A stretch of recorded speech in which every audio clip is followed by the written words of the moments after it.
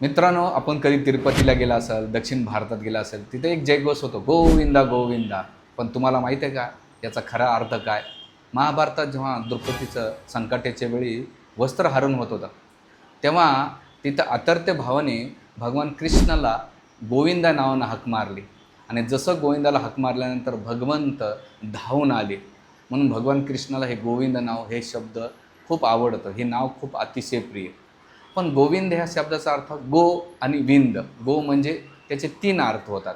एक म्हणजे पृथ्वी, गाय आणि आपले इंद्रिया, आणि वेद पण अर्थ होतो.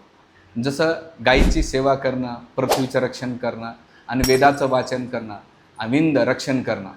तर जेव्हा कधी आपण गोविंद ह्या शब्दाचं उच्चारण करू, तेव्हा आपल्याला तीन अर्थ समजलं पाहिजे. एक म्हणजे गो म्हणजे पृथ्वी, गो म्हणजे गाय, गो म्हणजे इंद्रिया. आणि इंद्रिया जसं गोपीनं काय केलं, आपल्या सर्व इंद्रिया भगवान कृष्णाच्या सेवेत लावल्या होत्या. आणि गो म्हणजे पृथ्वीला पण म्हटलं जातं.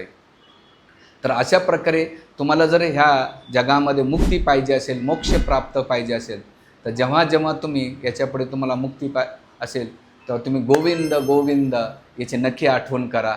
आणि भगवान कृष्णाला, बालाजीला, विठ्ठलाला स्मरण करा. गोविंदा.